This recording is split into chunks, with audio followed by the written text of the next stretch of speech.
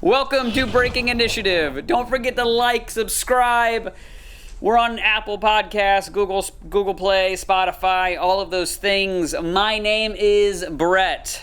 And I'm Rob. This is the show where we break down our own tips and tricks to help you get the most out of your tabletop games. We share some of our favorite tools from around the community, discuss our past experiences, as well as new things currently happening in the hobby. And today, we have a special episode for you. We are going to give our juicy, tantalizing, sensual, hot takes on the classes of Dungeons and Dragons. Breaking news. Coming right up. Where are we? Our opinions. Yeah. Yes. Yeah. Everyone wants to hear our hot takes, right? Everybody wants to hear them. Burning questions. I mean, guys, look at all the past videos.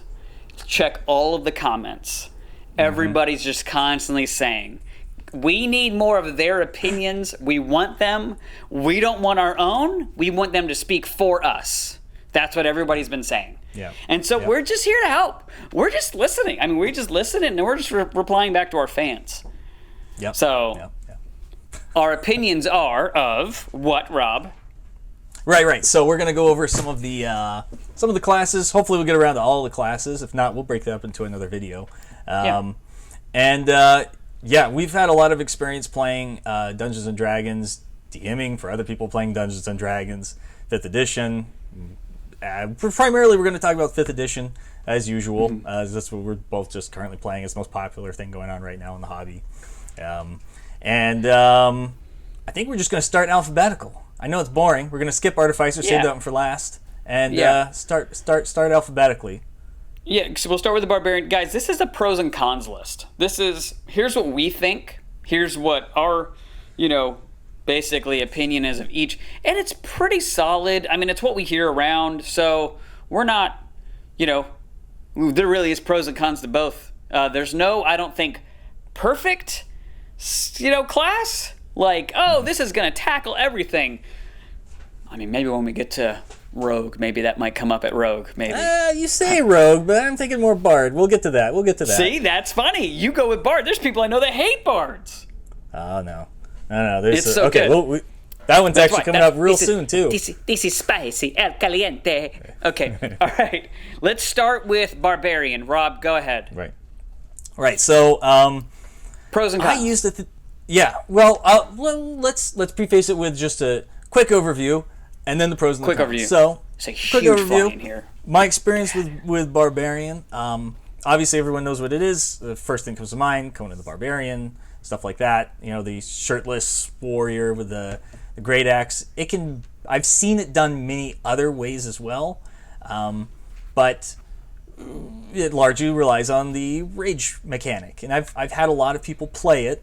No two people have played the same subclass for me, so I've actually seen a lot of people play this many different ways. I never played this class. Have you ever made a barbarian, Brett? Yes. For yourself? Yes, I have. Yes, I've played a barbarian. I think for a one shot. Okay. I believe. Yes. Yeah. And to be honest with you, my next big campaign, I might go barbarian, possibly. Maybe.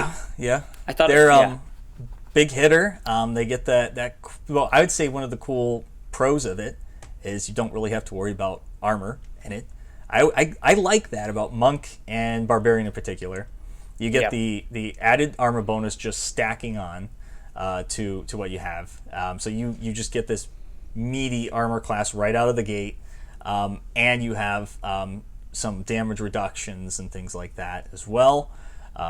Those are the biggest pros I can think of off the top of my head as far as Barbarian goes. Particularly, I'm just thinking just the classic Barbarian, like not even taking the subclasses into mind, but the just Storm Sorcerer. Yeah. In particular, I've seen do some awesome stuff with damage. Temporary hit point bonuses to everybody around. They can branch off into become like a sort of support class almost. It's like keeping everybody alive. Right. My thing with Barbarian, I'll kind of start tackling it as well. I hope I don't offend anybody. Like, I'm talking about the fact that I would consider myself roughly experienced with Dungeons & Dragons. I basically was in it before it was called D&D Next. It wasn't even called 5th edition yet. Just at the tail end of 4th edition, and been in it pretty a while. I am thinking about going Barbarian possibly in a group. Understand, I do think it's one of the more kind of everything's kind of given to you class. You pick your things and then it's kind of given to you. Between that and, I mean, we can go with that. And whenever we get to Monk, we'll talk about that too. There's not, I don't think, going to be a lot of, you make your choices and then that's what it is. And then once you play it and you're turn-based, let's say in combat and things like that, is far more simpler than a lot of it. And listen, let's take D&D already has a complicated part to it, right? Just the whole fact of D&D, like there's not really like a simple character, but I say they're more on the simpler side. Kind of like Monk. Monk is like, you have your thing, you do it. Barbarian, you have your thing, and then you just do it. There'll be a few things later on in the class that you do extra, depending on what subclass you go to, which are kind of cool. But it doesn't get crazy depth, like a lot of depth of like, oh no, what to do next? What's going to be what am I going to make a wrong decision? I think they're probably almost wrong decision proof in a way. With what you go through. So the pro is, I think they're simpler, and honestly, they help you stay in the game more because of the simplicity, and they are big damage hitters. The con, I would say, is, one, they're big damage hitters mainly to one person, not to multiple people, which is, a lot of times there's a big bad. So they're great against, like, a big bad. Multiple people they don't really do too well with, but they do great with... Right. The one big one, and and the other con is it can be the lack of choices / sort of.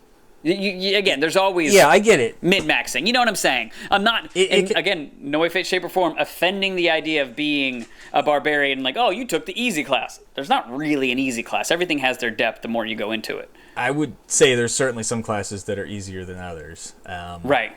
But in Barbarian, most of them would be, I would say, in that camp, most of the subclasses for Barbarian. But Barbarian has a very big choice to make right when they're doing their subclass. And you're right. The rest of it, it's kind of, they're going to feel a little samey, which gives the more creative players a lot of work on their hands to really, if they are the ones that want their character to kind of stand out, not be Conan the Barbarian, again, right. Like, which he's more of a fighter, but he's a dragonborn. This is Conan the Barbarian, but he's an elf, Right. There's some people that have kind of delved into sort of like dissecting, like, the rage mechanic. Maybe that's coming from something else. Maybe they're like the skinny guy. I have this one really interesting idea I came up with. I haven't got to use it yet. It might be in our next campaign, of the wild magic barbarian, Path of Wild Magic, to where he's like a little kid, and I've sort of taken this from Shazam, right? I was gonna say. Yeah. So whenever he rages, he because of his wild magic, he like becomes like his actual true age, and he's like Conan the Barbarian, and he goes back to being a kid when he's done, right? Right. No, that sounds good. And I mean, again, there are subclasses that add different depths to it, right? If you go wild magic, barbarian, that adds a little bit more depth. But as a whole, you know what I mean? Every class is going to have that. Sure, you can go more or go less. But the pro of being a barbarian really is like you're going to hit really big, and it's kind of given to you. And you have the highest hit die in the game too, D12. Highest, yes. Yep. You're gonna break the 100 barrier before everyone else easy. Right. So we want to move on to Bard. Moving on to the Bard. Rob, take it away. Right. So classically, this was back in Advanced D&D, Advanced Dungeons & Dragons 2nd Edition. This was the one that everyone kind of laughed at. This is the class that you brought along if you wanted to challenge yourself by making the game harder for yourself. Or if you just wanted to try something different and you got really bored of playing the game normal, you would play a character that's not fit for combat, who just sings and kind of does like buff powers and with some spell casting and he's like a little bit of everybody. And they changed that a lot in 3rd edition, and then really changed it a lot in 4th edition. And then now in 5th edition, I think it's really kind of found its place. Yeah. Where it is sort of this, as one of its abilities says, jack of all trades. So if you want like a skill master that's more focused on being broadly good at everything, as well as not having to multi-class to be able to get into spell casting, attacking, light armor, and certain things like that, you have everything right there in Bard. I agree. With Bard, you do have this jack of all trades kind of thing, and even with the School of Valor and the School of Valor, and then what's the one for swords? Basically, one's with a bow, one's with a sword. I actually specifically made a bow School of Valor Bard, because I was like, hey, look, I can shoot a bow, hit pretty decent. At level 6, you actually get multi-attack instead of level 5, and still have a list of spells. Like, it's pretty cool. Definitely, it felt very cool as a ranger. But yeah, no, definitely a Bard is very much like between them and Rogue, you almost feel like they could do anything. And look at Scanlan from Critical Role, guys. If you're watching this, you probably have seen Critical Role. Eventually he gets the wish spell. Like, they go that far. I've never gone to level 20, or however far he's gone to. So like, and I mean, that's like wizard status there, you know what I mean? So, and they build a mansion. He does the mansion thing and everything like that. And I mean, it's there is a lot you feel like you could do with a Bard, like almost like anything you want to, And who doesn't want to just be like just a rocker? There's what is it? There's also another channel that's just all Bards. And I can't remember it. But yeah, so Rob, what are those are a lot of pros. What are the cons of being a Bard? Right, so that's the thing. One of the cons is that there's a lot of pros with Bard, meaning that there are a lot of little pros with Bard. It's balanced by the fact that it doesn't really have too many tremendously Bard things that are exclusively Bard that cannot be filled by someone else in the party. Right. And often better. Unlike spellcasting's one thing, because they'll at least have the same level. They're a full caster. They'll have the correct spell level that a wizard of the equal level would have. However, they are much more limited than a lot of the other spellcasters, and how many spells they know. They have a set amount that it's not affected by any stats of how many spells they know at each level. So, I mean, even when you get all the way to level 20, you have 22 spells and 4 cantrips. And it increases like one spell every, I think it's every level, isn't it? Some levels it doesn't increase. And then you're not going to get your sneak attacks like a rogue. You're not going to have as many attacks as a fighter, per turn. You're not going to get into that stuff as fast. You're not going to get into your spell, your skill, like expertise stuff as much. You're just going to kind of get more stuff and then later get expertise when rogue is already dominating the skill stuff early on, right at level 1. Well, and I think that is a con on the fact that, like, you're going to be in the middle of the road. You have a lot of decisions to make. You got a lot of spells to choose. Anytime there's a spellcaster involved, I always think you have a lot of spells to choose from. Especially if you're a new player, you're like, what? I wanted to be the guy from Witcher, the guy that sings. Why is this so difficult to do? How do I just pick the right thing? And then you got to go look up a YouTube video on the right spells to take, or whatever you find, an article or something like that. And so there is kind of that of like. you can kind of make a mistake and make a crappy person, and then you're kind of in the lower end of the middle because you made the wrong choices. Right. And there's some responsibility there, and you're always going to, like I don't know. I think with a bard, if you are a helper, and let's say you always play a cleric, and you're like, I always want to help and boost. Well, what if you want to help and boost other ways? Maybe you switch over to a bard. I don't know. You know what I mean? And so it's good. Like it's like I wanted to. I had the idea, so I wanted to play one. Like the thing is, it's going to be good. It's not going to be your major big hitter, and you're not going to ruin the party. They're often they get the rap of being the we talked about this in another video of like the spotlight video we did about being the face of the party. Right. Yes. Where when you're the bard, you're the person they shove up front to make. So if you are not like the kind of person that likes to do a lot of role playing, you're in a role playing kind of group. Maybe this is the particular class you should not pick because they have a lot of the charming abilities. They also have a lot of inspiration things which help out other people, but primarily because you're high charisma that you're undoubtedly going to have. There's not a bard build that doesn't have their highest stat in charisma. You just so that combined with your skill presence, unlike rogue, which can go charisma, it doesn't have to. Can just be an assassin, like a silent. Bard will be a skill person that has a high charisma. You are going to be the face of the party, right? So and be prepared other people for that. they're gonna push you into talking.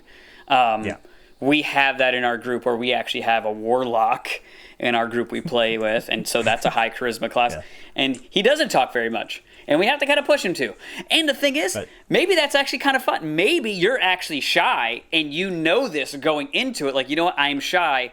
I'm going to stretch myself and become a bard. That's kind of cool. That's true. Yeah. You could do that. Can go that way, but understand that could be a pro or a con, however you want to take that. Of like, you are going to most likely be called to be the face in some way, shape, or form. Like, just prepare for it. Maybe not right away, maybe not always, or whatever. But there will probably be a consistency or a reason of people are going to be like, that expectation. Hey, Bard, definitely what do falls you on think you should go do right there? Should we go maybe talk to that guy? Bard, go talk to the guy. Bard, go. No, we're party metagaming. Bard, go. Frederick, go to. I have a name. Yeah. Do we want to move on to Cleric?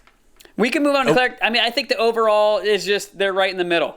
There really isn't too many pros or cons, and that's part of it has some pros and part of it has cons. It's my favorite class. Kind of a cop out. I will also say that. Just to cap off the end of Bard, I just want to play one so bad and never seem to find an excuse to. But Cleric. This is, I find, like the most, in all of the groups I play, there's just always at least one Cleric. I don't know why. There seems to be this draw to it. It used to not be the case back in older editions. At least when I played, maybe it was just because we were all younger and we all wanted to be like the lone wolf, and the Cleric just kind of appeals to the person who wants to help other people succeed. On paper at least. But it's kind of found this sort of resurgence. I think it's because of the way 5th edition has balanced it out, where it's very customizable based on which domain you pick. Right.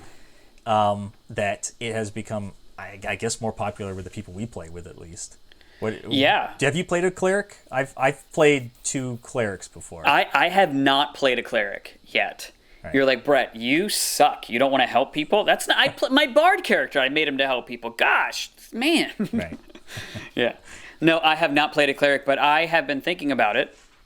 I definitely want to at one point. Yeah. My thing of seeing people play a Cleric whenever I've DM'd or whenever who we play, our party has 2 people in it.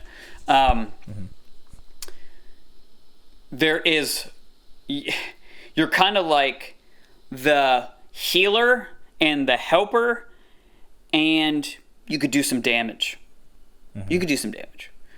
You're not going to be the biggest damage dealer. You're probably not going to be the lowest. And how 5th edition created things so creatively, how it's all created. You're not going to be the biggest. You're going to be able to hold in there. You're going to be able to frontline. You're going to be able to, help and heal and buff if need be. It kind of depends on what winds up happening in the party of what's roughly necessary at the time. And that's the cool thing about the cleric is you can kind of step into that of what's needed at the time, because their spell list, you can change it every day.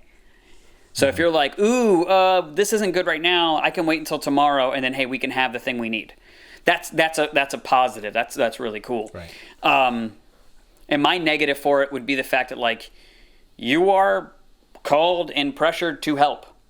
Like, if you're like, but I really want to fight and hit today, I'm like, we're all dying. We're literally all dying. I know you hate healing us right now, but we're all dying. The weight definitely falls on you, yes. The guilt falls on you to help. Some people like that, though. Like, I guess just like being the face of the party for the bard. Some people, and let's also reiterate, bard can heal too. Like that, if we're checking off boxes for bard still. But cleric is obviously so can like sorcerers. the one. Yeah. Cleric is obviously the one most geared towards it and seems to have that expectation fall on them. Right. But they certainly aren't necessarily the best at it. They can be especially if you pick like life cleric or something like that with the domain choices. But this cleric begins my. I'm going to point out some of these classes as we go. Classes that I try to find a way to do something really different with that I haven't seen people do a lot of. I especially like to do this with the classes that are picked a lot. I haven't got a chance to do it very much with Barbarian yet because I've never played Barbarian. But with my cleric I made in 5th edition a war cleric. I was trying to make somebody who was like more like less focused on healing and more focused on like destroying evil and rooting things out and stuff, almost like a detective. So I made this detective cleric who was a war cleric of tier. So he's more about it. It was almost like could have been confused for a paladin, except that and war cleric lets you get like an extra attack you can use sometimes. So you can really get in there into melee combat with your armor because he has the increased armor, heavy armor for war, and it really holds its own as being like a tanky kind of class too when you do that, because you can then use the healing powers to heal yourself and literally be a tank and absorb all the damage yourself. Yeah. So and the high there's armor a lot and all of that kind of stuff. unique ways. Yes, there's a lot of unique ways to play cleric, and I really try. I hope that everyone kind of challenges themselves to kind of. It's one of the most pliable ones next to wizard out there for like really having really crazy concepts for it. Yeah. Cons. What's a con for them? Well, the con was everybody's going to rely on you. Well, yeah. That's a con if you don't want it. It is. I'd say that you will be challenged to find as good of damage dealing stuff. Yeah, there's some good damage dealing spells, but you're not going to be up there with fighter or barbarian for sure. Right. And so really, it all falls back on your healing still after all. Right. You're either healing yourself or you're healing somebody else. Right, exactly. Right. Even my crazy, wacky idea still involved healing. Right. Okay. Druid? I've used wizards as an example for a very varied class just now that can really go in a lot of different directions. But I realize probably Druid is one of the ones that the most gets a huge change depending on which of these subclasses they pick. Pick an animal. Yes. I mean, yeah. Or actually, in my case, and what I'm playing now, Circle of the Spore, which I know it's not the best. Guys, I like role playing. It's cool. It's fine. You don't need to tell me what the best is. Thank you. Moon Druid, I believe it is. But I'm like monk into Druid. Literally, I look it up. Nobody's recommending to do that. Nobody's recommending. I was like, but it fit. I had a tainted staff for a really long time, and I was like, I think I want a multi-class. We'll see what happens. I don't know why I went off on that tangent. The because the Circle of the Spore Druid your thing is not wild shaping, and you use your wild shape to give yourself temporary HP, and then your temporary HP, if you, as long as you have that temporary HP, you get these special abilities. Yada yada yada. So like it's definitely changing from just always being animals and tankiness, but it's or it is still tanky because you get temporary HP to kind of offset the idea of your wild shaping. But it's super tanky and can be versatile based off the subclass you pick, but also so my pros would be like really tanky, probably up there with the Barbarian and the Paladin in a way, just for the fact that like a little bit later on you could just turn into a mammoth. You could turn into big things that then have, where you almost have an extra however much HP on top of it.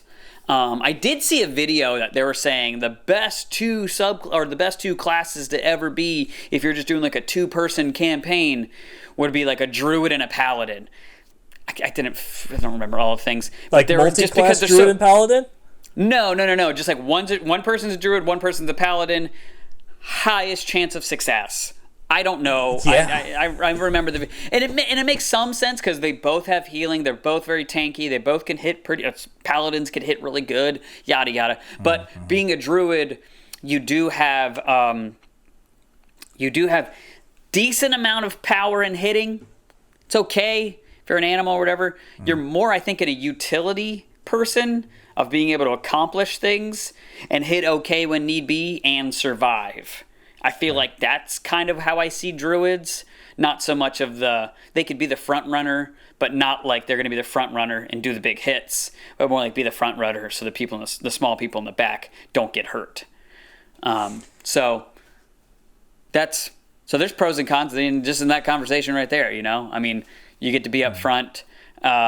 Pros is you are a utility person, I think, with all your spells and all the different kinds of things you could do. Yes. You can't, you do, and here's another pro, mass amounts of like hitting multiple people or doing things to multiple people, affecting multiple people. What's the spell? They cast like false, it's like land. They could basically like mess with the terrain and make an illusion, and like that could hurt like a lot of people. Listen, I'm literally getting this right out of Critical Role. Keyleth did it, so acting like I actually fully know. I didn't read up on that junk, but it sounds cool. So it seems like they could do things to multiple people, which is good. Yeah, I mean, just honestly, one of the coolest things about Druid is this seems to be the thing that draws people initially. Is the obvious thing. It's just being able to change into animals. It's just the idea that it's not some sort of like pool that you have a certain number of resources of how many you can learn. Literally any animal your character has ever seen, you can just change into it. That's very versatile. You can find a lot of different situations where you can save everybody. There was one time where one of these cliche things I threw at everybody, they're trapped in jail, right? Everyone has that happen, at least in one of their campaigns. Obviously, you can just change into a cockroach or a rat or something, scurry out. Oh, just the fact you said cockroach. Yeah, and it's so satisfying too to like allow something like that to happen because it makes sense and it's cool and they get their moment and then everybody gets to escape and you don't have to figure out some way to actually let them do it the hard way, like fighting their way out. They can now sneak out, slip between the bars, swim under water, see a trout, you're just swimming around like a trout. You can at later levels because you can't do the swimming ones yet. Right. Ones yet, right off the bat. And then if you focus on moon, the circle of the moon Druid, you're just going to get the more powerful ones right off the bat. That's really cool. The downside I think about Druid, I'm thinking more of a role-playing perspective. There are a couple of these that we're going to talk about that I feel are actually, I think of them as limited in what you can do with them. You can obviously use a lot of creative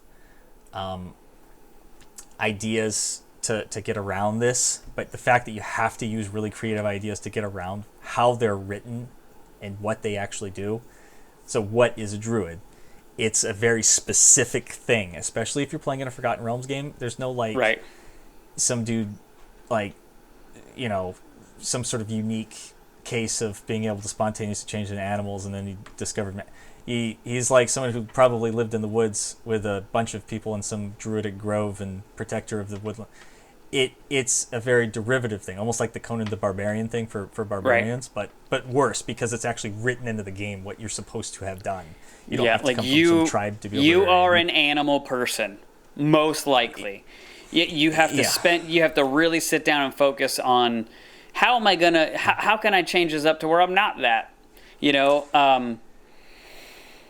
always thinking of a way to either write a way for your character to have come from one of these places into the game that the DM is trying to present, or you're trying to think of some way to circumvent that by like going a mile to find another bridge over the river, like that's so to speak, like you're found some crazy artifact or something, and then there's some dude from some hippie from the woods taught you all everything he knew before he died, something like that.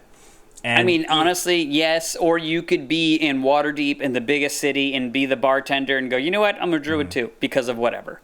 You can. It just doesn't. It won't really draw you to it. Like, I feel like you're not going to naturally be drawn to that as like, oh, I bet you that guy's I bet you he's somebody like that works in the tavern is probably a druid. Like, most likely, like, it doesn't really fit it. It kind of gets stuck in that trope, per se. I heard a really interesting setting one time somebody pitched, and they were talking about was the idea that druids were a actual, like, almost like mutants from like Marvel Comics, like X-Men, to where like only certain people could be them, and it's like they kind of sprout out of just everywhere. It doesn't quite fit with the way that it's presented, so you have to do a lot of creative licensing. Hey, no, that's not X-Men. That's Twilight. That's just Twilight. We don't want to say it. We don't want to say it because of Edward and right. What's the Jacob and whatever. We all seen the movie, and if you didn't, then good for you. You survived. The point I've of seen my all of them. The point That's of my Twilight. con is that if you don't want to be some guy that grew up in the woodlands in some grove surrounded by a bunch of druids who taught him everything that he knows, then you got to work with the DM on the actual setting of the campaign to make sure that whatever idea you have is okay. It's a little limiting. Anyway, I think that pretty much if you just I love everything else about them. If you just show up and say, hey, I'm a druid, this is my first day, and then you just sit down and start playing, and you didn't talk to the DM beforehand, they're going to be like, so what woods did you come out of? Where did you come? What part of nature? And you're like, I wanted to come from town. Okay, and then it's going to make things difficult. Like, you would have to talk to the DM before. Druid. Yeah, I mean, it sounds cool. It sounds cool, but you know what I mean? It's D&D. You can do whatever we want. But it just seems like it's going to take more work. Yeah. So, pros and cons of that. Get to turn into animals. Do a lot of, fun animal things. And it is slowly adapting to other kind of cool stuff. Cons, you're not really going to be the biggest hitter. You get to do, you're kind of... I don't know. What are the cons, Rob? The cons are you kind of stuck in that trope of being in the woods. Yeah, the trope. That's always a big one for me. Yeah. It's probably the only reason I've never played a druid. Is because I keep trying to think of something, and I'm like, I'm just going to be that guy. I'm going to be Woodman again. Right. So, Rob. Yes. We are at a long time into this video. You want to wrap it up and go to part 2? We're about to get into my favorite class, too. We got to have enough time for my class, so we might have to go. You want to go into it? We might have to take it to the next video. I'm saying, so we have time to All right, guys, the on next video, we're going to start with Fighter. So be there on the next one. It's going to be next week when it comes out. Yep. The following week after this one. Yada, yada. Yeah, Or if we're making this into a series. You heard it here first, folks. This is a new series we just decided because we're taking too long to talk about this subject. It's called had that plan. Brett and Rob Talk About Classes. All the classes. All 13 classes. That's the whole name. We're going to write it all down on the screen right now. Brett, edit that in. Like a boss. Go. Okay. I'm going to wrap it up. Thank you guys for watching. Breaking Initiative. You guys are great. Again, don't forget to like and subscribe. Also, Apple Podcasts, Google Play, Spotify, all of those things. Also, I saw on there we got some people in Germany watching or listening on our podcast. Cool. Yeah. I'm not going to say anything in German and offend anything. So just so you guys know that. Right. Yeah, we if would I never do that. It is not on purpose. I'm trying not to be offensive. Why am I talking like this? Let me wrap up the show. Okay. We will see you next week. Goodbye. Yep. Auf Wiedersehen.